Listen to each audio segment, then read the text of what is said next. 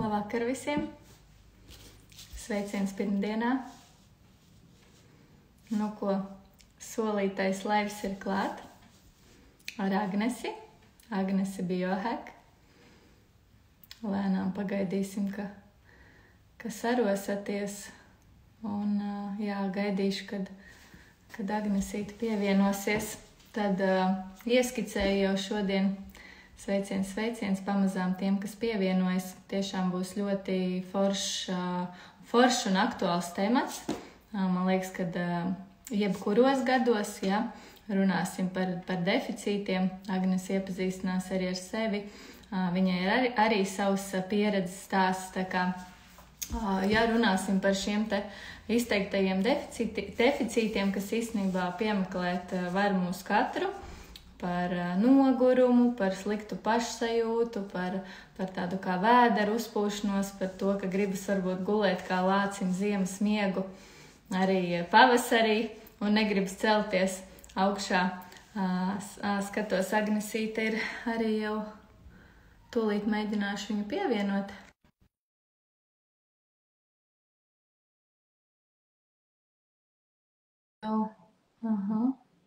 Tad jau abas divas tālāk varēsim čalot, un jūs droši arī uzdodat jautājumus. Tā es tā kā akceptēju, visam būtu jābūt. Čau! Čau! Čau, Agnesīte! Sveicieni! Sveicieni! Forši dzirdēt. Jā, man arī prieks, un cik jauki, ka mēs tomēr sarosījāmies uz mūsu šo te laivu, jo es biju apslimusi, un tad, kā saka, tas viss nobruka nedaudz, bet ļoti liela interese īstenībā manām klientēm un manai auditorijai, tā kā droši pieteicu, jo tevi ļaušu tev arī izpausties un varbūt iepazīstini mazliet, pastāsti par sevi un kas tu esi. Labi. Mani sauc Agnese Grandāne. Es nodarbojos ar biohackingu jau kādus 5 gadus, bet manā pagātnē ir mans backgrounds ir zinātniskais, teiksim tā. Izglītība ir biomedicīnā, es mācījos Londonā savu laiku, man bija pavisam citi plāni uz manu dzīvi. Es pēc tam tehniski varēju strādāt laboratorijās, pētniecības iestādēs tādā kontekstā, bet kamēr es biju Londonā, mani ievilka tas fakts, ka Anglijā joprojām ir ļoti atpazīstama profesija kā herbalist. Un tie profesionālie fitoterapeiti, viņiem ir speciāls akadēmijas un kursi, un es vienā tādā mācījos, var teikt, lielākajā. Un tad jau tad paralēli es pamazām sāku skatīties alternatīvajos virzienos, jo man tā tēma vienkārši vienmēr patikusies, jau kopš bija mazs bērniņš, es vācu herbārijas, spiedu grāmatās, un man ļoti patika visas tās lietas. Un pirms es pievērsos biohackingam, man sanāca nodarboties ar veģetārismu kādus 7 gadus. Tā bija mana dzīve, tā bija mana svēta pārliecība, tur bija kaut kāds reliģiskais aspekts tajā visā iejaukts. Būtībā pilnai programmai. Un sanāca pastrādāt bioinformātikas jomā, kas vairāk ir par gēnu testiem, gēnu pētīšanu kā tādu, pēc tam laboratorijas jomās arī Latvijā. Ļoti interesanti internacionāli uzņēmumi, ļoti interesantas zinātniskas sfēras, kurās strādāt, bet kaut kā es atkal atgriezos pie veselības jautājumiem, jo es pati biju paspējusi savu veselību pabojāt ar veģetārismu, man jau bija kaut kāda riska faktori pirms tam, un tad visi bija savelkušies tādā milzīgā kamolā, kad es vairs nevarēju turpināt savādāk, ka tu nevari iziet no mājas bez make-upa, jo visa seja vienkārši tādā aknē, ka tas ir, draudāt gribās. Un, protams, ka ar vairogdziedzi ir problēmas, ar dzelzi ir problēmas, ar visu ir problēmas. Tāda klasiskā pilnā buķete. Un, pateicoties biohackingam, kad es atklāju, ka tāda lieta ir, ka nav jāsamierinās ar to, kā tu dzīvo, ka nav jāsamierinās ar to, ka tev iesaka krēmu, un viņš vispār necīgi nepalīdz, un tu dzīvo tālāk, vai ka tu dzer dzelzi, bet tev tāds aizcietējums, ka tu piedodiet. Tās ir reālās ikdienas lietas, ar ko mēs saskaramies. Un es esmu tāds cilvēks, kurš negrib samierināties ar to, ka ir kā ir status quo, mēs aizmirstam un samierināmies. Un tā arī tur ideāli iekrīt iekšā biohackingas ar manu zinātnisko background, bija ļoti forši, interesanti un viegli to visu pētīt, lasīt zinātniskos rakstus, sekot ārstiem, biohakeriem, sekot vienkārši cilvēkiem, kuri maina visu savu dzīvi, tur pāriet no inženieru profesijas uz biohakingu. Ļoti daudz interesanti dažādi cilvēki ar šo nodarbojas. Un, jā, droši vien kaut kad būs jāpasaka, kas vispār ir biohakings, vai ne? Jā, tas man liekas, it kā cilvēki, bet tāpatās, jā, vajadzētu, man liekas, nedaudz pastāstīt, kas tad ir biohackings, jā, un kā mēs varam iekļaut biohackingu mūsu ikdienā un uzlabot mūsu veselību, jā, mūsu stāvokli no deficītiem uz uzlabojumiem, jā. Jā. Biohackinga saknes ir Silikona ielā vēl pagājušajā gadsimtā. Tur koncentrējās ļoti daudz, ko mēs saucam par IT-šņikiem. Nu, tie startuperi, revolucionāri cilvēki, kuri IT milzīgo industriju ļoti uzspridzināja tajā laikā. Kaut kur 90. Tā, Agnesīte, pārtrauks tev paklausies, mums ļoti slikti var dzirdēt. Varbūt tās, ja tu bez austiņām runā, paklausies, jo man bišķi arī tas ir tā kā tāds tā. Pamēģināt šādi. Šitā labāk. Labi. Sapratu. Jā, labi, piedod, ka pārtraucu. Klausamies. Jā, tātad Silikona ielā pirms 30-40 gadiem tur ir daudz ambiciozu cilvēku vīriešu, kuri nodarbojas ar IT startupiem, un viņi bioloģijai piemēroja to pašu principu, kas ir IT pasaulē. Ja tu esi hakeris, tu vari uzlauzt sistēmas, tu vari viņām likt savādāk strādāt, tu vari kaut kādu informāciju dabūt, un viņi burtiski šo konceptu pārnes uz bioloģiju. Mēs taču bioloģija arī tā ir sistēma, kuru mēs arī it kā tehniski varētu uzhakot. Un kā viņiem tas izpaudās, un tas, laikam, varbūt ļoti vīriešu stilā, viņi sāk interesēties par dažādām recepšu zālēm, kas uzlabo domāšanu. Jo, ja tev ir jāstrādā 24 stundas dienā un jākodē un jādomā, tad tas noder. Un tad tur tāda zāles kā modafinils, visādas smadzeņu apasiņošanas veicinošas zāles tika lietotas, mikrodoziņas psilocibīna un LSD un kas vēl ne, tas viss tā kā sāka tur vārīties tajā putrā. Šobrīd sen vairs nav tā, ka tas ir tas, ko mēs uzskatām par biohackingu, bet tas princips ir saglabājies, ka mēs varam ar kaut kādiem instrumentiem, ar jaunu instrumentu kastīti panākt tos rezultātus, kuri šobrīd nav vienkārši piedāvājumi. Bet mēs šobrīd to darām daudz ekoloģiskāk, bez recepšu zāļu lietošanas nenoteiktiem iemesliem. Tur ir daudz no integratīvās medicīnas, holistiskās medicīnas, no tradicionāliem paņēmieniem, arī paši jaunākie pētījumi. Ir cilvēki, kuri lasa visu, kas saistās ar anti-age un kā tiek pagarināta dzīve drozofilu mušām un pelītēm un sev lieto to pašu. Tas, protams, atkal ētiski diezgan pelēka zona. Tas ir tas viens spektra gals. Šis piezemētais spektra gals, ka mums taču ir arī uztveru bagātinātāji, visparastākie laboratorijas testi, kuri patiesībā diezgan daudz informācijas var dot tieši par optimizāciju un tieši par procesu noķeršanu, kad viņi vēl nav pārvērtušies nekādās slimībās. Tas ir tas posms, uz kuru medicīnas sistēmas parasti nav tendētas. Viņas ir tendētas jau kad mēs esam nonākuši tajā gala punktā, kad jau ir slimība. Jā. Šis te ļoti interesanti, un nezinu, ja esat bijuši Agneses profilā, tad viņai ir arī interesanti rīli, kas saucās orgānu rotaļas. Un īstenībā, jā, tā kā liekas tik jautri un tā, bet tiešām es tā arī aizdomājos, ka ir pa ķēdīti, jā, šie te orgāni savā tādā veidā sarunājas un ir jau deficītā, tad, pa lielam ir tās sekas, ko mēs redzam, jā. Slikta sejas āda, vai ne, nogurums. Nogurums, kāpēc nogurums? Jo ir zemes hemoglobīns, jā, feritīns, un cik es arī, jā, no tevis tā sapratu, jo tev ir tiešām lielas rindas, es pie Agnes gaidīju rindā gadu, bet esmu nonākusi veiksmīgi, un mēs esam uzsākuši superīgu sveicienu, superīgu tādu sadarbību, un es īstenībā pēc 2 nedēļām, jau godīgi sakot, ar dažām izmaiņām, manā gan ēdienkartē, gan pieliekot klāt konkrētos man uzturbagātinātājs, pa godīgam jūtos daudz, daudz labāk, ja.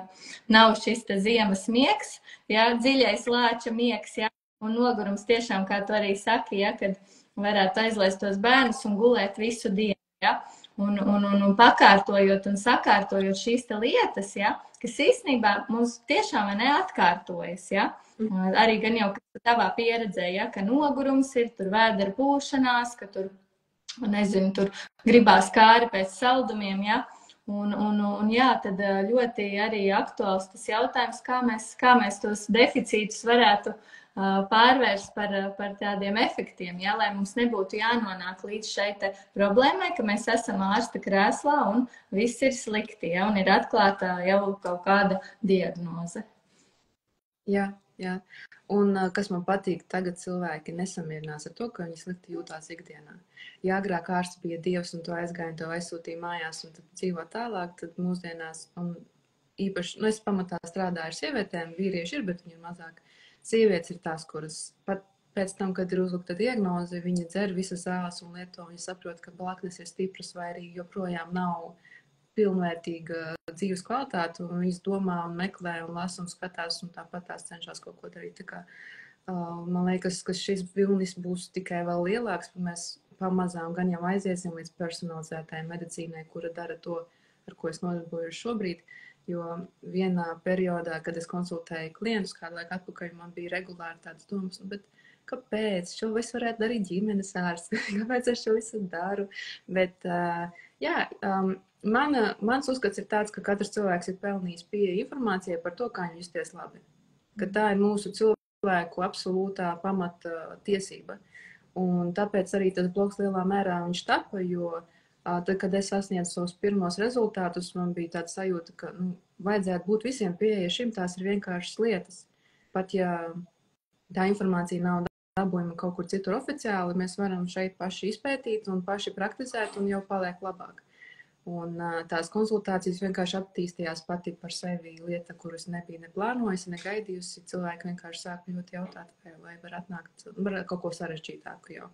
Bet tagad es vēlos piepildīt savu profilu ar lietām, kuras jau cilvēks var atnākt, izdarīt, dabūt pamatlietas, jo mēs vienmēr arī, tu zini, mēs plānus sākam ar bāzīti deficītiem, jo ja tur ir ļoti slikti par dzels, teiksim, B vitamīna, D vitamīna, olbaltumu frontēm, tad ir ļoti grūti būvēt kaut ko uz tādiem pamatiem. Jā. Šis arī tiešām tā, kā tu saki, individuālais plāns, jo bieži vien ir tā, kaut kāds uznāk vai rudens vai kas, un tad man dāmas arī ir, ka viņas kaut ko padzers no aptiekas, ja tur, bet es saku, bet tu analīzes esi uztaisījusi, paskatīties, vai tev vajag un ko vajag tev. Nevis tāpēc, ka tas ir tā kā, kārtējais mārketinga triks, ka mums visiem tur ir jādzer dzels un D vitamīns, bet kas ir tavi deficīti. Tas, man liekas, ka arī tik svarīgi, tā kā izglītot tos cilvēkus, kad, viņam it kā ir sapirkt tie uzturu bagātinātāji, bet viņam pat nav tāda saprašana, kas kam ir domāts, ja, kāpēc ir jālieto šis, ja. Un man liekas, ka tagad arī ejot tavā plānā bija tāds, ok, skaidrs, es kārtoju šito un šito, un tad pa ķēdīti uzlabojās tā kā jau viss pārējais, ja. Tā kā man liekas, ka tas ir tāds, bet kas tev liekas? Tev, man liekas, ka arī ir tā matu tēma ļoti aktuāla. Jā. Jo tev pašai arī bija stāsts, vai ne? Un cik es skatījos, ja, ko tu par to vari varbūt piebilst? Jā, stāsts ir tāds, ka man visu mūžu bija plāni matiņi, un man ir tāda sajūta, ka nosliece uz palēninātu vairogdziedzi ir arī plus mīnus visu mūžu. Un mēs Latvijā arī esam tādā zonā, kur mēs to jodu vienkārši nesavācam uzturat, kā iemesli nav tālu jāmeklē. Un tagad es kļuvu par veģetārieti apmēram 17 gados. Protams, viss palika grūtāk un sliktāk, jo man bija tāda anēmija, ka es sportā nevarēju nevienu krosu noskriet. Man bija zīme no ārsta, ka es nevaru sportot. Man līdz pat tik tālu. Un tad, kad es beidzu veģetāriskot, protams, pirmā lieta, ko es darīju, bija dzels rezervju atjaunošana, un otrais es sāku lietot regulāri jodu. Un tieši, kad es sāku lietot jodu, man tāds matu augšanas vilnis aizgāja, ka tas tā kā pēc pienenītes izskatījos. Es staigāju tādu oreolu, kā ikonās. Un tie matiņi, viņi galvenais, viņi palika, viņi izauga gari. Un es secināju, ka es droši vien staigāju ļoti daudz dusošiem folikuliem, matu folikuliem visu savu mūžu apzināto. Man visi teica, ka jums ir tie gēni, katra friziere, pie kuras es gāju, teica, nu, jums plāni mati, mēs paskatīsimies, ko mēs varam izdarīt. Viņi tiešām bija ļoti smalki un plāni. Pēc tam, kad es sāku nodarboties ar biohackingu, pēc sajūtām uz pusi viņi ir biezāki, un arī, ja skatās bildēs, kā man vize izskatās, nu, apmēram tā arī varētu būt. Un tas bija jau tuvāk pie 30 gadiem. Tā kā uz jaunību šo norakstīt ļoti, ļoti grūti, gandrīz neiespējami. Un tad jau aizgāja tālāk, jo šīs tēma bija ļoti izsāpēta un visu mūžu ļoti sāpēja. Tieši tas, ka cik viņi šausmīgi plāni. Un tas man motivēja pēc tam turpināt pētīt, jo tad, kad es jau iegāju matu augšanas tieši stimulācijas tēmā, cik tad es varu dabūt no savas ģenētikas, tad aizgāja nākamajā matu augšanas viļņi atkal un atkal. Es redzēju, kā mati var pēkšņi pakrist, tad, kad tu sāc lietot kaut kādu efektīvu līdzekli, jo ir tas pirmais matkritis, kurš ir normāls, jo tās matu fāzes ātrāk samainās un jaunie matiņi iztum vecos laicīgāk laukā, un tad tev liekas ārprāts. Tas vienkārši zaudē matus masveidam, patiesībā tas, kas ataug, ir tas pats un vēl labāk. Tāpēc, jā, ar laiku tapa Telegram grupiņa, kur es nolēmu visu šo informāciju likt, mēs sākam visu programmu ar analīzēm. Un tad cilvēki iet tālāk uz vitamīniem, un tikai tad mums ir visi losjoni, matu kopšana, šampūni un tā tālāk un tā joprojām. Ka vienkārši ļoti, ļoti man mīļa tēma, kuru es attīstu tīri tāpēc, ka tā ir viens no maniem passioniem, un pašai prieks par to, ko izdevies arī sev panākt. Jā. Ļoti interesanti. Man vēl vienu jautājumu arī manas klientes gribēja, lai uzdod par fastingu. Ko tu domā par fastingu? Vajadzīgs, nav vajadzīgs, cik tas ir, kā saka, atkal skatāmies individuāli un jā, jo arī par uzturu varbūt nedaudz vari pieskarties, kas ir tas, ar ko tu vari padalīties, jā. Par uzturu, jo tā ir arī ļoti, ļoti aktuāla tēma un vienmēr ļoti tāda, jā, ko tad mēs varam, ko nevaram ēst, jā, kā jau sievietes uztraucamies, jā, ar gadiem, ka tur vairs nevar tā ēst, vilmaiņa tā kā ir kļuvusi, jā, lēnāka un kā mēs tur varam, jā, sevi atbalstīt. Ar fastingu ir tā, ka es pati ikdienā to lietoju, bet es uzreiz gribu pateikt, ka ir cilvēki, kuriem ir vienkārši kontraindikācijas, kur nav obligāti jāspiež sevi. Tur visi zina par gastrītu, ko nevar ļoti ilgi sev mocīt ar badu, žultsakmeņu slimības, ja vairogdziedzers ir palēnināts hipotireoze, arī tas var būt kā vēl viens stresa faktors, tādas lietas, bet citādi arī tajos gadījumos vienkārši neēst uzkodiņas starp ēdienreizēm jau ir forši. Tas ir forši pirmais solītis, šito var gandrīz visi ar tām 3 ēdienreizēm pa vidu pārāk tur nesnakot un baigi neuzkost. Tas jau ir super. Ja iet fastingā dziļāk, man bija tā, ka es diezgan ilgi mācījos ēst intuitīvi. Par laimi man nav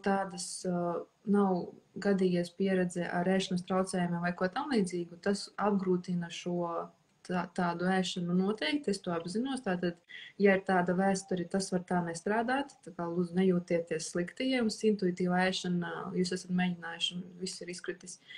Bet, ja tādas vēstures nav, tad tas ir viena opcija, un jūs pamanīsiet, ka tas fastings var sākt parādīties pats par sevi. Jo man bija tāds stāsts, ka es sāku ēst tikai tad, kad man reāli gribās ēst. Bišku labāk sakonektē ar izsalkumu, un tas pats par sevi 2 ēdienreizes dienā. Sanāk tie 6 stundu loks apmēram ēšanai, un pārējais ir brīvs, tātad 6-18. Tikpat labi var veikt 20 un 4. Bet tas jau ir tā kā bišku sarežģītāk, un tad jautājums, kāda ir jēga tam, ko jūs gribat panākt ar to, vai tas ir tā vērts, jo sievietes tāpat nedēja dobaltumu. Es to redzu analīzēs, un es to redzu strādājot ar sievietēm. Varbūt tomēr prioritāte šeit ir cita, labāk sevi pabarot ar kvalitatīvāku ēdienu, mazāk stresot par laikiem.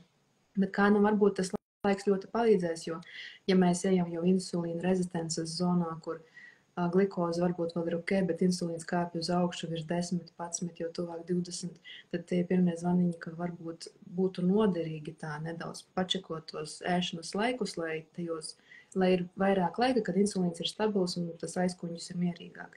Tāpēc es teiktu, ka viss ir super individuāli. Nekādus pilnos fastingus, kur ir tikai ūdens, tur 1, 2, 3 dienas, es laikam neieteiktu mēģināt pirmo reizi ārpus pirmās cikla fāzes sievietēm, kuras menstruē, jo tā pēdējā fāze, pēdējā pusīta līdz mēneša reizēm, mēs jau esam bišku tādas, jau gribas vairāk ēst, mazāk resursu, neiesaku sev mocīt pārāk. Tad jūs varat tuvāk ovulācijai to pamēģināt, ja jūs to darat. Instruments ir noderīgs, bet arī tad viss var mainīties. Es tagad sāku diezgan regulāri iet uz sporta zāli, cilāt svarus, un man 2 ēdienreizes vairs nepietiek, vismaz 3 jābūt. Man viņa tā 3. ēdienreize pienāk patiklāt. Un tās lietas mainās pilnīgi normāli. Jums ir jāsako līdzi, jāsaprot, kas jums strādā vislabāk. Tajā ziņā es nevaru iedot vienu plānu visiem. Un kā tev liekas tās dāmas pēc 40, 50, kad tuvojās menopauze, kā mēs varam sasaistīt šo ar biohackingu, jo tad arī man arī klienšu vidū, ja ir dāmas, un tad nevar arī saprast, kas vispār notiek, ir karsts, tad ir augsts, tad gribas šito, tad kaut ko šito, tad kādam gribas kaut ko uzkliegt un tā, un kad pats tā kā tu nesaproti, uz kuru pusi iet un vispār ko darīt. Un jā, kā tu varētu komentēt šo, vai kāds ar biohackingu varētu panākt tādu stabilitāti atkal? Es uzreiz varu pateikt, ka starp biohackeriem dalīsies viedokļi. Ir tādi cilvēki, kuri ļoti ir par hormonālo aizstāšanas terapiju, ka tas pirmais pētījums par saistību ar vēzi un tā tālāk bija tur problēmas ar datiem, un ka mūsdienās ir mums bioidentiskie hormoni pieejami, un viņi ir diezgan droši, un var lietot lokālos, nevis dzert un vēl visādas iespējas. Un ka tas ir un es arī saprotu un ticu, ka tas palīdz saglabāt kaulu masu, osteoporozes risku samazināt, kas aug pēc menopauzes. Un garastāvoklis labāks, miegs labāks. Miegs vispār ļoti var ciest, un tas ir hormonāls arī jautājums bieži vien tieši šajā periodā. Šos benefitus es nenoliedzu, vienlaicīgi tīri anekdotiski lasot cilvēku atsauksmes, reizēm ir tāda sajūta, varbūt tomēr ir saistība ar kaut kādu turvēzi vai kaut ko tam līdzīgu. Tāpēc šeit es nevaru dot ne jā, ne nē, tad droši vien jāskatās individuāli, bet ir lietas, kuras var darīt pat, ja jūs neizvēlaties hormonālo ceļu. Un tradicionālajā, piemēram, fitoterapijā mums ir melnais kokošs, tāds ārstniecības augs, kurš palīdz, viņš tā kā izliekas kā estrogēni un palīdz šos estrogēna krituma simptomus samazināt. Un labāk gulēt un mazāk svīšanas viļņi. Tad ir klasiskā naktsveces eļļa, kurš, starp citu, man ir bijuši atsevišķas klientes, kuras saka, ka tu šo lieto ļoti paliek labāk. Bet ne visas ir tādas, kurām nē, kaut kas cits ir vajadzīgs. Tas būs super individuāli. Es ieteiktu lūdzu rūpēties par savu muskuļu masu šajā periodā, jo tas zudums būs ar katru gadu kaut kāds procentiņš nāk nost. Pat ja nekad neesat nevienu svaru cilājušas, tāpat tas ir ļoti forši, jo ja jūs uzturat labu muskuļu masu, jums gan dzīves kvalitāte ir labāka, bet muskuļi strādā arī kā endokrīns orgāns, kurš ražo vielas, kuras ne tikai palīdz labāk justies, bet arī nenovecot tik ātri. Un trešais ir tas, ka, kā tu minēji, tās attiecības ar savu svaru mainās, un pēc menopauzes viņas vispār mainās. Ir vēl grūtāk kaut ko izkustēties no tā viena punkta, kur tu esi, un muskuļu masa šeit arī ļoti palīdz. Tā būtu viena no top rekomendācijām. Vispār muskuļu masa sievietē arī ir super duper svarīga. Es ceru, ka mēs pamazām pārējiem. Es visu laiku runāju par olbaltumu, ka mums jāliet olbaltums arī kā sievietēm. Mēs nedēdam, mēs viņu varam dzert klāt. Tagad ir garšīgas opcijas, ir opcijas bez nekādām garšām. Var izvēlēties to, no kura tev nav jutība. Un es ļoti spiežu par to, jo tad arī mazāk gribās saldumus ēst. Mēs esam iezemētākas, mēs esam mierīgākas. Un tās, kuras ir bijušas veģetārietes ilgu laiku, un tad sāk ēst gaļu un lietot olbaltumu, un viņi zina to atšķirību, viņa ir milzīga. Jā. Tas ātrekums arī te viena dāma saka, kad ļoti patīk naktsveces jūtu momentā. Jā, kā sāku lietot Man te arī ļoti patīk, kad arī es savā programmā redzu šīs tā kā dabas veltes, ja, piemēram, melnais valrieksts, arī valriekstas eliksīrs. Nu, super, nu, ka nav jādomā, ka jāiet uz aptieku kaut kas jāpērk, ja, bet ir šīs te opcijas, tāpat tās melnā ķīmeņu eļļa, ja, arī lietoju. Tas vispār, man liekas, zelta eļļa, tā ir tiešām arī pret visiem iekaisumiem, ja man arī bija angīna, pēc tam palietoju tiešām superīgi. Tā kā jācaur atkal tādu holistisko pieskārienu, kā atkal, ja, nu, arī, teiksim, dāmām, ja, kurām, teiksim, mēs arī strādājam ar seju, ja, es tieši ar masāžu gan strādāju, ja, bet arī kā uzlabojās, ja, šī sejas āda, ja, es arī kaut kādus no savas puses iesaku šos te dabas elementus, ja, un cik vieglāk un labāk un tīrāk, ja, un brīvāk paliek, ja, šī te gan sejas āda, gan vispār ķermenis, tāpēc, jā, bet tev laikam tas jau, man liekas, pat neprasīšu, cik tev garas rindas ir, ja kāds grib pie tevis pieteikties. Es tagad izskatu variantus, kā paņemt vairāk cilvēku ikdienā, es sāku asistente, kura man palīdz, es cenšos organizēt šo, bet uzstādījums ir tāds, ka es negribu samazināt kvalitāti tam darbam, kas mums ir, tāpēc es pagaidām vēl masveidā cilvēkus fiziski paņemt nevaru, bet es pamazām kustos. Un tāpēc es arī to analīžu rokas grāmatu uzrakstīju beigās, jo es gribēju, lai ir kaut kas, ko var jebkurš paņemt un sākt. Un, ja arī nāk pie manis, tad tie pirmie 2-3 mēneši, viņi ir diezgan līdzīgi daudzām sievietēm, jo problēmas un tie deficīti, kas ir uzkrājušies, viņi arī ir līdzīgi. Un viņus es arī apkopoju tajā grāmatā. Būtībā to bāzīti cilvēks var jau pats sākt sakārtot un redzēt, kā viņš jūtās labāk. Jā, un šis arī ir ļoti, man patika arī, ka to es piefiksēju, ka mainās šī situācija, ka cilvēks, ja sievietes, nu vīrieši, ik viens no mums, kad negrib samierināties ar šo te deficītu, ja, jo kādu laiku atpakaļ bija, kad, teiksim, es kaut ko prasu, tad ir tāds, nu tā kā, nav problēmas nekādas, visi kārtībā, un tas tu kā atķiksēju, ja, kas tev tur miega un tā. Un kad, nu jā, nav labi, tas nav labi. Vienkārši tas, ka pieradis tas cilvēks ir dzīvot tajā deficītā, un viņam vienkārši ir pilnīga norma, nu, bet es nezinu, kā ir justies labāk. Un man liekas, tieši arī, nu, tu mani uzrunāji ar to, ka mēs varam justies, un mums ir tiesības, un īstenībā tā ir mūsu atbildība pret mūsu ķermeni, kā tādu templi, ja, kas mums ir dots uz šīs te zemes virsmas, kur mēs staigājam, rūpēties par viņu, vai ne? Un to, ko mēs liekam iekšā, ja? Un ne tikai iekšā arī, ja? Teiksim, tā mentālā jau arī puse, ja? Tā kā tev arī tie orgāni tur sarunājās, ja? Aizved viņus uz slimnīcu un pasaka, tev jāiet pie terapeita, bet īstenībā varbūt tur ir atkal tie deficīti, ja? Tur ir dzelzs deficīti, ja? Hemoglobīns, ja? Tur ar vairogdziedzeri varbūt kaut kas ir, un tad cilvēks, ja? Tā kā nesaprot, kas ar mani tā nav labi, ja? Nevis kas nav labi, bet kā es varu darīt, lai man būtu labi, ja? Tāpēc, jā, varbūt tās arī droši uzdodat jautājumus, kas jums interesē, lai mums tā saruniņa iet tāda foršāka, raitāka uz priekšu, un jā, un kas ir, teiksim, varbūt no tavas puses, Agnes, tāds visaktuālākais, kas satrauc, teiksim, tavas dāmas un ar ko, teiksim, nākas saskarties? Parasti pirmā sūdzība vai otrā ir nogurums un tāda vate galvā. Arī tā sūdzība, ka es pamostos no rīta un man jau nav spēka, es varētu vēl nakti pagulēt. Un tad mēs meklējam iemeslus tam. Iemesli, diemžēl, atšķirās. Es nevaru iedzēt. Bieži vien kaut kādi deficīti, kur ir seni, jo, ja tev feritīns ir 5, 6 vai pat 10 gadiem, tad, nu, protams, ka tu esi visu laiku nedaudz skābekļa trūkumā, un tas nav forši, un tu jūties tiešām noguris nepārtraukti. Varbūt tas ir saistīts ar to, kā tu metabolizē enerģiju, kā tu viņu vari saražot, varbūt tu jau vēji insulīna rezistences zonā, kur liekais svars var būt pat sekundāra problēma, un mēs mēģināsim to primāro kaut kā uzlabot.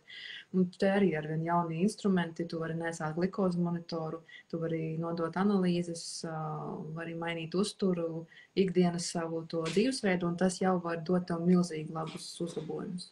Tur nemaz nav jāpieliek šausmīgi daudz dažādu, tur 101 kapsuliņa vai, nezinu, jāpārceļas dzīvot uz laukiem ar govīm, lai to panāktu. To var izdarīt arī relatīvi saglabājot savu ikdienu. Jā, tikai tieši tādiem pareiziem instrumentiem. Te jautājums ir, kā ar parazītiem? Vai tos arī svarīgi pārbaudīt un ko lietot no dabas? Tā, tik milzīga tēma, bet man šī tēma ir interesanta, jo man pašai bija pieredze ar uzlabojumiem. Tātad kaut kas bija un pēc tam nebija un bija ļoti daudz labāk. Izteiksimies tā. Tā kā viņi noteikti pastāv, mēs dzīvojam viņu pasaulē, viņi evolucionējuši daudz ilgāk par mums, viņi nekur nepazūd, un viņi arī nepazudīs, un ja viņi pazustu, tas droši vien arī nebūtu labi, jo tagad viņu pēta kā viena no veidiem, kā daba kontrolē mūsu imūnsistēmas, lai arī nebūtu kaut kādas autoimūnās saslimšanas. Tā kā tur ir ļoti tāda interesanta spēle, bet jā, viņu dabā ir apspiest imūnsistēmu, protams, lai viņus neatrod, viņi slēpjās, viņi klusiņām ņem resursus sev, tāda ir tā apmaiņa. Kas attiecas uz testēšanu, diemžēl, tieši tās antivielas uz tām sugām, kas interesē mani un kuras es visbiežāk turu aizdomās, laboratorijās pieejamas nav. Tur ir visādas eksotiskās infekcijas un ir tādas, kuras saistītas ar maidzīvniekiem, kuras var dabūt no maidzīvniekiem, un vēl šis tas. Bet, piemēram, tā necilā cilvēka cērmīte, kura specializējas uz mums kā uz īpašnieku, piemēram, nav atrodama. Ja ir, lūdzu, sakiet. Es meklēju visu laiku. Tāpēc nav tā, ka mēs varam aiziet nodot antivielas, un pat ja mēs viņus varētu nodot, tā kā šie organismi slēpjas, protams, ka imūnsistēma neražo antivielas, jo viņi nav redzami. Un tur tā kā dubultā problēma. Būtībā redzēt skaidrāku bildi ir iespējams, kad mēs veicam pirmo pilno profilaksi. Arī to var darīt ar ārstniecības augiem un ar vēl šo to ar praksēm atsevišķām.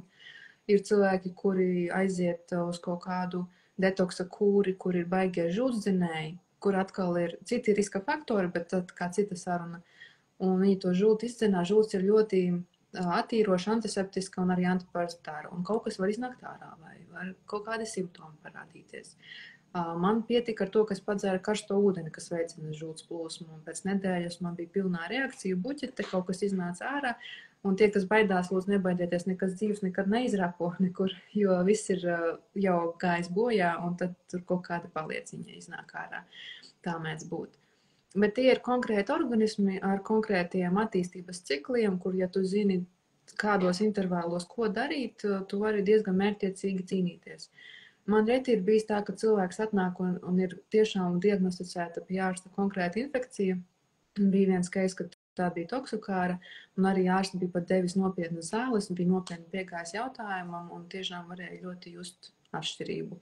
Lielākajai daļai no mums mēs tā baigi to varbūt neizjūtam, pat ja kaut kas tur ir.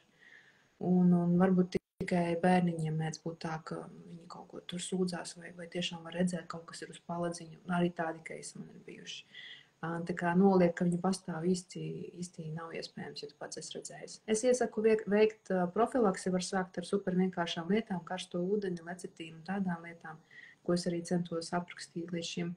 Bet tā kā ir tik daudz jautājumu, un tēma ir liela, un tur ir diezgan daudz bioloģijas, un tieši kā par tiem organismiem un par mums, tad droši vien uz rudeni būs arī nopietnāks materiāls ar schēmām, ko var darīt, kā profilaktēt, un kā saprast, vai tu vispār vari to darīt, jo ir kontraindikācijas, un ir diezgan daudz. Un, protams, pats par sevi grūtniecēm, mamām, zīdītājām nē, tas ir uzreiz, bet tad tur vēl sīkāk var būt, ja ir problēmas akūtas ar gremošanas orgāniem, žultsakmiņu, tādas lietas. Pat tas, ka tas ir dabas līdzeklis vai augs, nenozīmē, ka viņš ir superdrošs. Viņš var būt arī ar riskiem. Jā. Te ir vēl jautājums, vai atbalsta arī klizmas, ja dzerot pret parazītu līdzekļus, ir ļoti slikta pašsajūta, kā ar klizmām? Ja ir slikta pašsajūta, es noteikti paskatītos sākumā, vai izējas punktā viss bija kārtībā ar analīzēm. Jo, ja ir problēmas ar aknām vai nierēm, tad es neiesaku nodarboties, tas arī var būt iemesls. Bet, jā, ja kaut kas tur iet bojā, un tie var būt arī mikroorganismi, jo tur precēnīši ļoti spēcīgas vienmēr vielas iekšā. Varbūt viegla intoksikācijas reakcija, un tad parasti protokolos, ko iesaka, ir turēt mājās sorbentus, piemēram, to pašu aptiekas enterosgelu, kuru uz nakti dzer, kurš atvieglo šo simptomus. Augstas proves variants ir hitozāns, arī vēl viens sorbens. Ir vēl arī citi. Var darīt to, taisīt klizmu individuāli. Es esmu redzējusi kaut kādus ārstus, kuri nodarbojas tieši ar antiparazitārajām lietām, kuri saka, ka reizēm nodara. Un cik interesanti tieši bērniem to rekomendē, ka var ātrāk tos simptomus noņemt. Es tiešām nezinu, es pati tā kā nelietoju, es vairāk eju sorbentu virzienā, ja ir kaut kādi simptomi, negaidīt, ka paliek slikti, sākt uzreiz lietot, kā ir pirmie, un šādos kursos parasti paralēli arī lieku cilvēkiem lietot saharomicētis, tas ir tāds rauks, kas palīdz stabilizēt mikrobiomu, lai samazinātu kaut kādu blakņu risku. Tā kā ir lietas, kuras mēs gatavojamies mēnesis šiem ar aknu un žults atbalstu un karsto ūdeni, un tad vēl mums ir sorbenti un vēl pasākumi tajā pašā procesā. Es vienmēr esmu par to pieeju, kad mēs esam ļoti uzmanīgi, strādājam pakāpeniski, nesteidzamies un neskrienam kādās reakcijās iekšā. Jā. Paklau, un vēl domājot jau par parazītiem, tad tālāk, kā tev liekas par detoksu tādu, teiksim, tagad arī sāksies pavasaris, tad gribas kaut kādas attīrīšanās vai detoksus iziet, sulu kūras, jā, vai tikai ūdeni dzert, vai, nezinu, kāds sīpola zupu, vai ko tur, teiksim, gribētu, ja tikai kā tev liekas šīs te lietas detoks tēma arī liela tēma. Ja mēs runājam tieši par pavasari tagad, parasti mēs pavasarī ieejam ar deficītiem ziemā, jo mēs vienkārši ēdam mazāk daudzveidīgi. Un tad ēst vēl mazāk ir nedaudz tā neintuitīvi. Tas, kā es redzu, pavasaris ir foršs laiks uztaisīt tās ikgadējās analīzes un vienkārši pārbaudīties, kas un kā, un drīzāk lietot vēl klāt olbaltumus un varbūt kaut kāds vitamīns vai vēl kaut ko, jo tas var būt iemesls tam pavasara piekusumam. Un es šo redzu super bieži, kad nāk sieviete, saka, es biju piekusus, es taisīju detoksu, viņa palika sliktāk. Un es skatos, jā, tu jau biji ar ļoti zemiem dzelzs vai D vitamīnu vai kādiem B vitamīnu rādītājiem, un tagad tu vēl mazāk. Un, protams, ka tas kā summējās. Tāpēc man pavasaris ir tas laiks, kur es apsveru, varbūt es varētu keto karnivori paēst kādu laiku tikai gaļu. Kā reiz tas laiks, kad dabā mums nav nekas īpaši pieejams, un tas labi iekļaujās kaut kāda ketogēna ēšana šajā laikā tikpat labi. Man nav kontraindikācija, un es to esmu darījis, es to varu darīt mierīgi. Tā nav rekomendācija, bet vienkārši kā piemērs. Tāpēc es teiktu, vispirms pārbaudām, vai kaut kā netrūkst, un pārbaudām, vai mums pietiek olbaltuma, un olbaltumu neviens parasti neapēt, pat 100 grami dienā nesavācās. Šīs ir tās divas pirmās lietas par to nogurumu. Un, lai nav tā situācija, ka no gavēšanas vai no detoksiem ir vēl sliktāk, jo pieņemsim zaļo sulu kūres un selerijas un spināti masveidā, tur ir diezgan daudz oksalātu, un ir pat bijuši keisi, ka cilvēki no retrītiem grupiņās tiek vesti uz slimnīcām, jo ir tik daudz to diezgan problemātisko nutrientu šajos zaļajos dārzeņos, kuri var arī nierēm uztaisīt pārsteigumu. Tāpēc, ja es gribētu attīrīties, man tas ir dzīvesveids, jo aknas es zinu, ka to dara katru dienu pastāvīgi, nieres arī, ko es varu darīt. Es varu, piemēram, lietot lecetīnu, lai aknas var saražot veiksmīgāk žulti un atjaunoties pašas. Es varu ik pa laikam izdarīt kursu ar artišoku, ļoti foršs ārstniecības augs priekš aknām, galva ir skaidrāka, žults ražojas ļoti labi, viegls tāds detoksa kaut kāds efekts. Man tas nav tā, ka tā ir kūra, tas ir vienkārši ikdienā, kā es cenšos dzīvot. Jā, šim es patiesi piekrītu, un es arī piekrītu tam, ka mūsu ķermenī, aknas, nieres pašatīrās, un šie te procesi detoksikācijas mūsos notiek, savādāk tas nevarētu, bet principā par to, ka mums, teiksim, jāuzņemas atbildība par to, ko mēs ēdam, un ka tas ir tā kā mūsu dzīvesveids, tas skaidrs, jo tad, ja mēs aizietu tādā haosiņā, pašplūsmā, tad sākās šīs te problēmas, tāpat kā tu arī iepriekš minēji, un kad ir šīm te detoksiem vai diētām var nodarīt netik labas lietas. Es agrāk arī nebiju tik apzinīga, esmu sēdējusi uz daudz un dažādām diētām. Viena no tām bija sulu kūra, kurā es pēc sulu kūra, tas bija arī tā kā, laikam, pēc ziemas uz pavasari, un tik, tā jau nejūt vispār to savu sajūtu, bet tas tā jādara ir, un es pazaudēju mēnešu reizes uz kaut kādu pusgadu.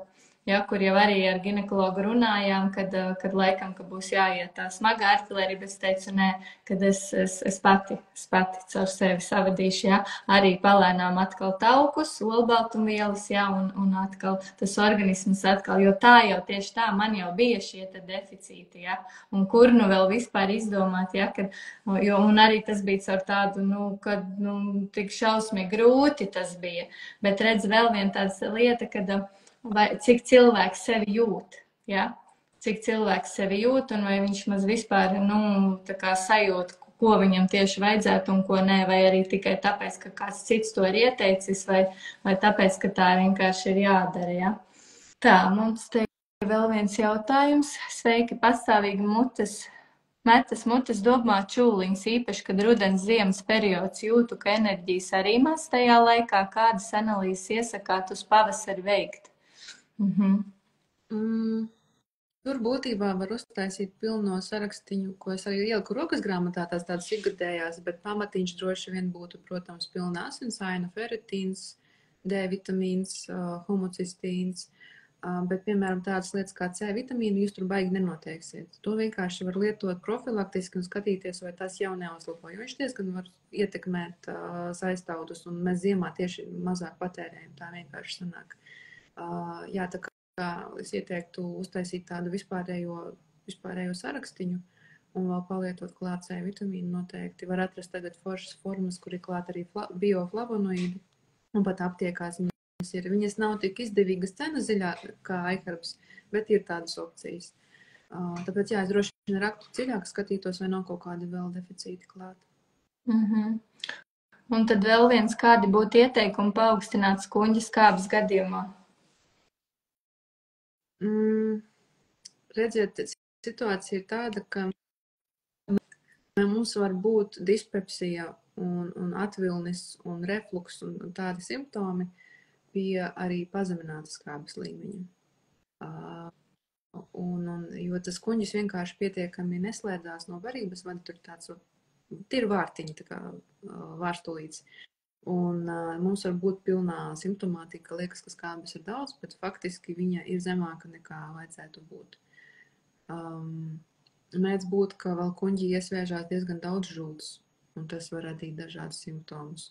Tāpēc, jā, realitātē tā tiešām paaugstināta skābe tajā tiešajā nozīmē nav nemaz tik daudz cilvēkiem. Tas ir cik es esmu redzējusi un lasījusi, tas ir samērā reti. Un tur var būt tā, ka strādā pilnīgi pretrunīga lieta, piemēram, man kuņģis ir vājā vieta, man viņa saistīta tieši ar nerviem. Ja nervi kārtībā, kuņģis kārtībā, nervi nav kārtībā, kuņģis arī nebūs kārtībā pēc kāda laika. Un man ir bijis, ka jau kaut kas tā kā nāk, tā sajūtiņa barības vadā nāk virsū, un man ir palīdzējis iedzert vēl papildus sālskābi, bišku atjaunot to esošo līmeni, kurš ir nokrities un labāk noslēdzas barības vads un man pāriet simptoms. Tā kā varbūt arī pilnīgi pretējā lieta. Tāpēc es pētītu iespējamos iemeslus, es paskatītos, vai nav problēmas arī ar vairogdziedzeri, jo ja ir trūkums vairogdziedzera hormoniem, tad skābes ražošana var samazināties, viņa var palikt nepietiekama, paskatītos, kāda situācija ir ar žultspūsli. Būtībā sanāk, ka tur ir jāveic vēdera sonogrāfija, jāveic testi, jāpaskatās, vai nav helikobakterija infekcija. To var darīt arī caur asins testiem. Ja problēma ir pastāvīga, tad ārste parasti arī nozīmē gastroskopiju, kad ar zondi skatās, un tagad to zinu, ka dara arī ar anestēziju, ka tas vairs nav tā, ka tur sēdi un mokies. Viņi paņem biopsiju, pārbauda kārtīgi. Ja ir problēmas ar kuņģi, es iesaku viņas neignorēt un tiešām ar viņām nodarboties, jo tur, protams, uzreiz pieaug neforši vēža riski un tādas lietas. Tāpēc iesaku neignorēt, papētīt, vai nav tiešām kaut kādas infekcijas, helikobakterija, paralēli kaut kādi zudumi, cinka trūkums, dēļ kā arī var būt pazemināta skābe, samazināties, vai ir viss kārtībā ar citiem gremošanas orgāniem. Tā kā no ziņām Instagramā diezgan grūti atbildēt. Jā. Un tad vai pavasarī ieteikt padzert chlorofilu vai paceltu dzelzs līmeni? Jā, par iepriekšējo. Ko es uzreiz? Cinka karnozīns. Tā ir forma, kas ļoti palīdz sadziedēt ļoti noņem sāpīgumu, jutīgumu un glutamīns. Un ir arī gatavās formulas koņģim, pieņemsim Healthy Gut. Ir tāda formula iHerbā. Ja jums nepatīk saldi dzērieni, ņemiet kapsuliņās, arī var palīdzēt. Tā kā viena praktiska lieta es pateicu. Kas attiecas uz chlorofilu, man patīk chlorofils, es esmu viņu lietojusi. Tā ir forša lieta. Es pamanīju, ka man hemoglobīns pats par sevi pacēlās. Ferritīns nav teikts, jo ferritīns ir tiešām atkarīgs no dzelzs satura. Chlorofilā dzelzs kā tāda nav, tur ir tā pārējā struktūriņa, kas ir lietot hemoglobīnam. Tāpēc jūs varat lietot viņu paralēli. Man tagad ļoti patīk lietot, mums ir nordspirulīna Latvijā apvienot kopā ar dzelzs preparātiem. Tur ir gan tas, un plus vēl maigs efekts uz kuņģi, palīdz kuņģi nomierināt, noņem kairinājumu, palīdz panesti dzelzi labāk. Tas kombo tagad ir tas, ko es arī testēju ar klientiem. Bet man pašai arī patīk. Jā, es piekrītu. Es arī tagad pati dzeru to nordspirulīnu un arī ļoti, ļoti labas atsauksmes. Man arī mamma dzer, visa ģimene dzer un tiešām baigi forši un tepat Latvijā nopērkams un vieglā veidā izdzerams. Tā, glutationu arī var profilaktiski aknām dzert? Var, bet tikpat labi jūs varat dzert N-acetilcistīnu, glicīnu, selēnu, būtībā izeivielas, lai aknas pašas varētu ražot to, ko vajag. Un to parasti arī biohakeri dara. Ar glutationu ir tā, ka jūs dzerat vienkārši kaut kādu no kaut kurienes, uzsūkt spēja ir diezgan maziņa šai molekulai. Ļoti grūti uzsūcās. Ir liposomālais glutations, tas uzsūcās bišķi labāk, bet viņš maksās diezgan daudz naudiņas. Galu galā kaut kā ērtāk un lētāk tāpat sanāk padzert tos izēju materiālus priekš viņa. Vēl ir intravenozās sistēmas, un tur mēs dabūjam tiešām pieklājīgu dozu, tā kā ir reklamēts. Un ja ir indikācijas, un ja nav kontraindikācija, parasti tur ārsti arī piedāvā konsultāciju par tām sistēmām, tad droši var jāmēģināt arī.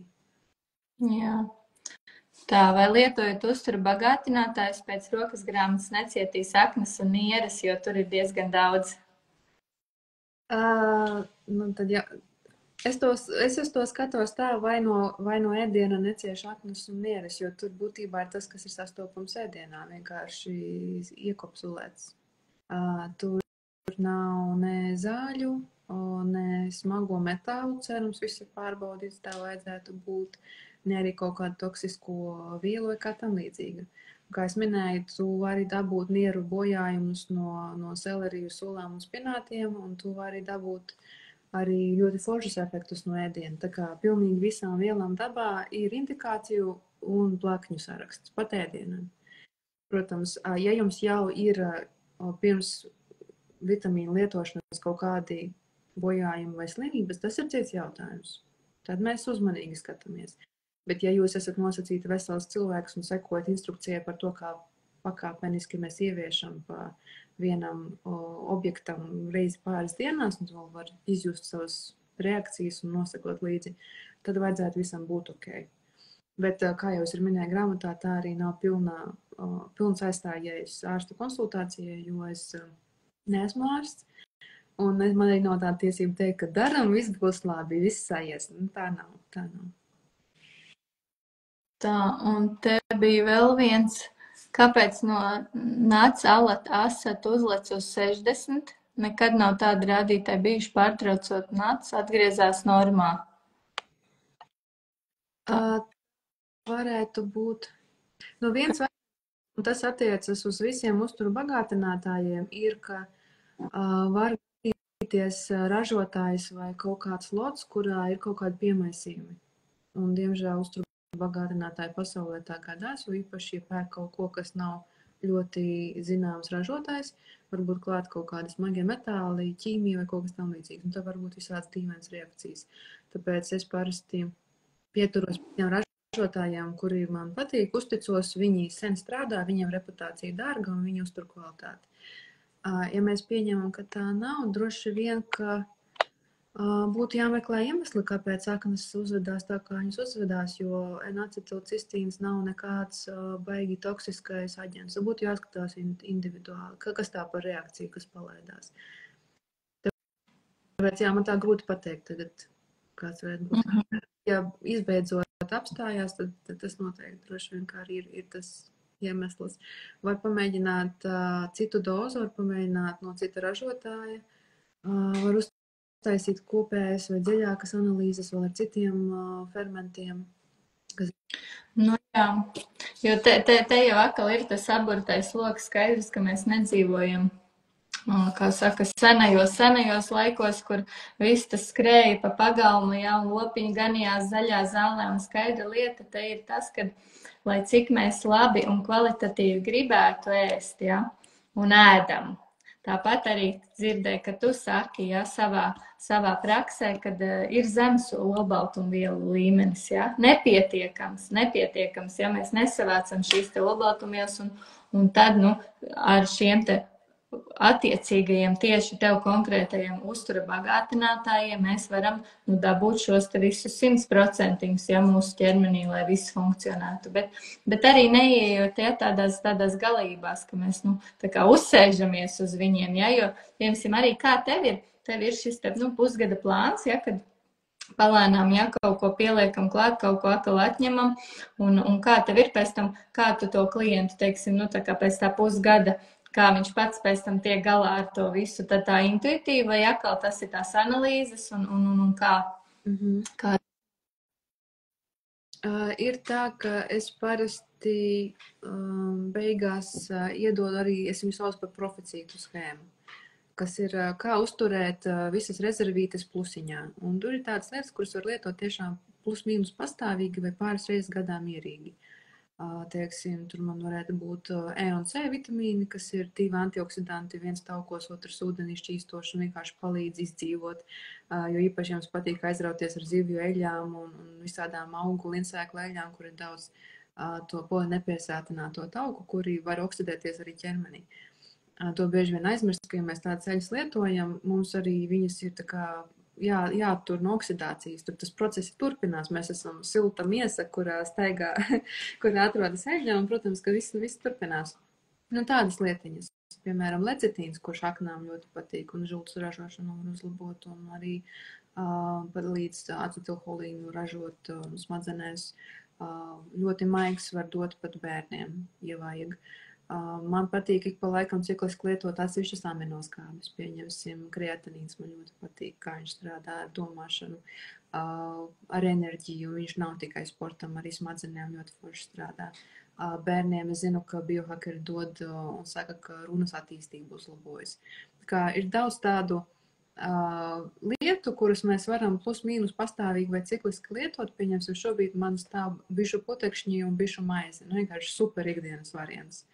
Arī plus mīnus pastāvīgi var lietot. Arī līdzīgi. Tad tie jau ir uz robežas starp pēdienu un uzturu bagātinātāju. Un tie ir tie vismierīgākie un vismazāk kaut kādu risku, un vismazāk blakņu, un organisms pats tur izdomā, kā to visu sakombinēt. Jā, bet kursveidā parasti antiparasitāro profilakses es taisu 2 reizes gadā, pavasaris, rudens. Tradicionāli varbūt ne tik ļoti tiem parazītiem kā vienkārši mikrobiomam, jo tur ir tādas vielas, kuras nepatīk sliktajām baktērijām vai sēnītēm, un tad tu vari bišķi restartēt to mikrobiomu nosacīt. Arī vienmēr ir iekšā. Ļoti daudz foršu efektu, un tu minēji melno ķimeņu eļļu, es arī viņu mīlu lietot regulāri. Mēs katrs ar laiku atrodam to, kas mums patīk ikdienā, un mēs pie tā pieturamies, un es par to arī esmu. Jā, šis tiešām, es pilnīgi piekrītu tev. Tā, esmu jau kādu laiku Agnes uzraudzībā savas veselības uzlabošanā, un rezultāti ir lieliski. Jā, paldies, ka dalaties, jā, paldies, ka ar savu arī pieredzīti. Un vēl gribēju nedaudz atgriezties pie tā veģetārisma.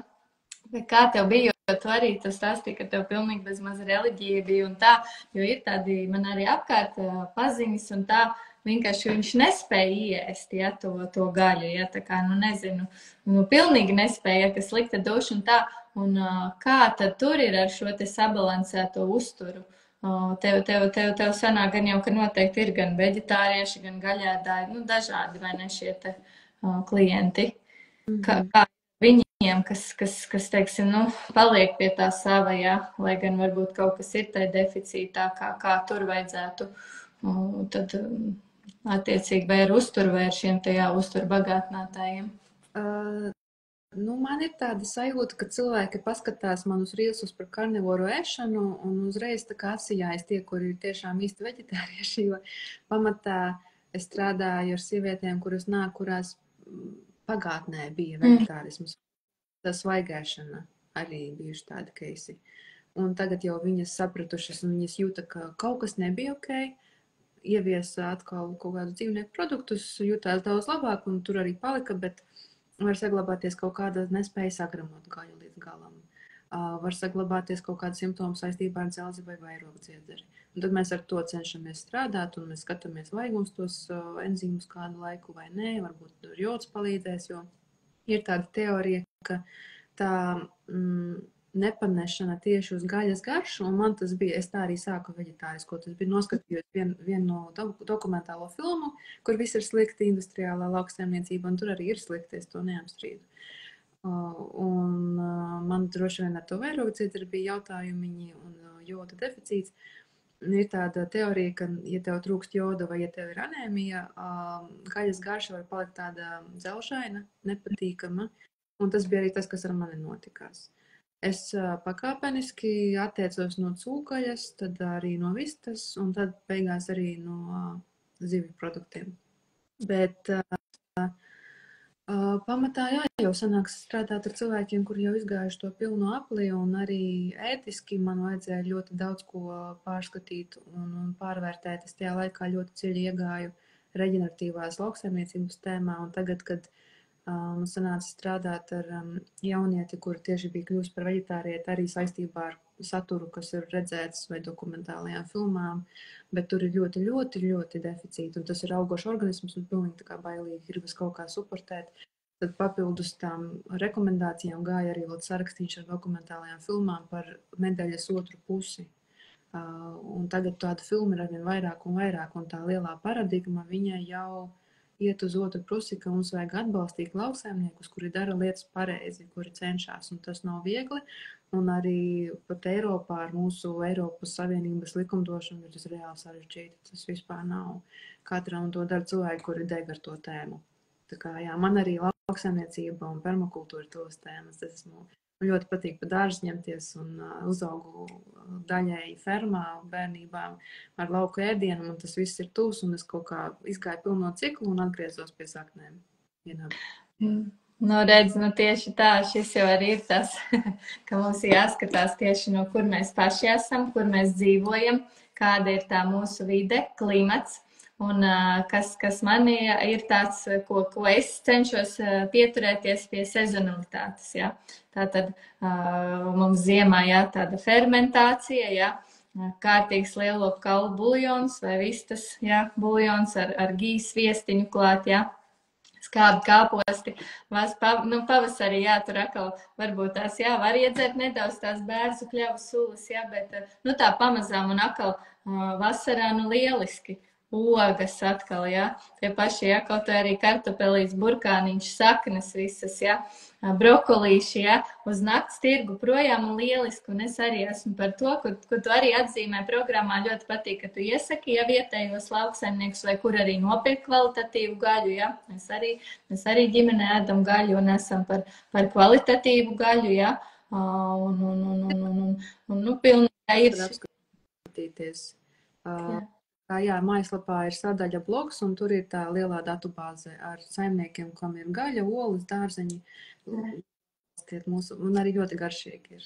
Ir garšīgi, tur jau tā lieta, un kas tad, ja ne mēs paši viens otru atbalstīsim, un tīpaši tieši tā, šie tā lauksaimnieki, zemnieki, ja, mazās saimniecības ir mums jāatbalsta, ja, jo, Es tā ceru, neesmu pētījusi, es nezinu, kā tu, bet ceru, ka vēl tā mūsu zeme salīdzinoši tīra, tā Latvijas zeme ir, ja, un tie kartapeļi vai, teiksim, ja tie lopiņi arī, kas mums aug vēl tāda salīdzinoši tīra ir attiecībā pret kādu Ameriku vai, nezinu, tur Ķīnu.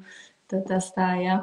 Tā kā, jā, man liekas, ka arī biju vienā seminārā, starp citu, vakar no Itālijas, jā, un bija daktars atbraucis no Milāns, viņš saka, ka viņiem ir galīgi bēdīgi ar šo te pollution, jā, gaisa kvalitāti, un arī viņš tur stāstīja par matu preparātu, un ar ka viņiem diezgan švaki ar tiem matiem ir, kad viņam nebija vispār mati uz galvas, bet es nezinu, vai tas ar to saistīs, bet tomēr es tā arī vienmēr, kad eju tai dabā, es esmu nenormāls dabas mīlis, jā, un eju tai dabā un tiešām pateicos par mūsu upēm, par ezeriem, par jūru, par mežiem, un īstenībā, kaut vai tā Rīgā, ja nāks to gaisu, bet tāpat, salīdzinoši, ja tas gaiss ir, ja, ir vieglāk arī elpot,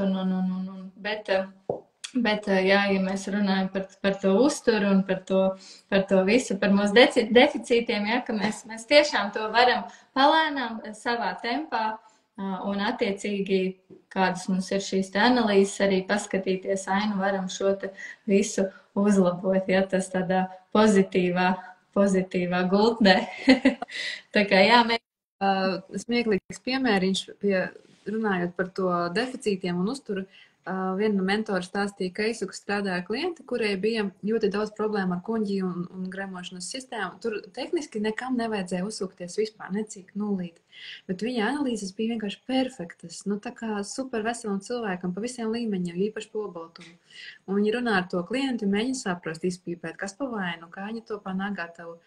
Un tā gadījās viena no tām sievietēm, viņa bija kaut kur izlasījusi, ka ir labi sakošļāt ēdienu 30 reizes, un viņa katru kumusu līdz putriņai un tad norī. Sanāk, ka viņa vienkārši burtiski ilgāk ēdot panāca to pašu efektu, ko mēs tur ar pulveriem uztara bagātinātā. Tā kā, jā, reizēm visvienkāršākās lietas vislielāko izmaiņu var iedot. Jā, tieši tā, un nav tur jādomā kaut kāda jauna Nobela grāmata, tā kā jā. Dāmas, varbūt tās pēdējie jautājumi, mēs jau tādu, man liekas, ka finišam tuvojamies, mēs tā līdz stundiņai gribējām, negribas arī Agnesi daudz, kā saka, vakars jau 8. Ja kādi vēl jautājumi, varbūt tas tad uzrakstat un mēs tā, bet principā, jā, var ieiet Agneses profilā, tur viss ir rakstīts, tur ir arī tā rokas grāmata, ja? Jā. Tur ir rokas grāmata, ja izdodas uzrakstat privāti, vēlu veiksmi, pēc gada varbūt pēc gada iet, bet vienmēr sakot, jā, Agnesīt, principā ļoti, ļoti liels paldies tev, tu man ļoti uzrunāji, un jā, es jau tev kādu laiciņu arī sekoju, un tagad arī esmu beidzot tavā pulciņā, un tad mēs tā solīt pa solītim, pa mēnesim darbojamies abas kopā, un es saku, es jau tagad 2 nedēļas es jau jūtu uzlabojumus, tā kā paldies tev, jā, paldies tev par to, ko tu dari un izglīto, un jā, paldies jums, ļoti noderīgi, jā, dāmas, ar nepacietību gaidu vizīti pie Agneses, palika 10 mēneši, ko gaidīt. Aneta, jā, sveicieni tev un gan jau sazinies ar Agnesi. Es domāju, ka varbūt Agnesi izdomās tieši tā, kā tu teici jau pa sākumu, viņā varbūt kādu, tādu mazāku grupiņu vai kā tur. Jā, tā kā. Pēdējos vārdus nedzirdēju, nes kāpēc man tā. Man te laikam jaustās. Nē, es saku, varbūt izdomās kaut kādu kolektīvo grupiņu, lai nav tā kā, kad jāgaida tik garas rindas, bet jā, vienmēr sakot, labs nāk ar gaidīšanu, un paldies visiem, kas pievienojās. Es saglabāšu ierakstiņu, varēs vēlreiz noskatīties, un vienmēr sakot, lai visiem jauks vakars, un paldies, Agnes, tev vēlreiz par sarunu. Paldies, tev bija ļoti forši, un paldies visiem, kas uzdeva jautājumus.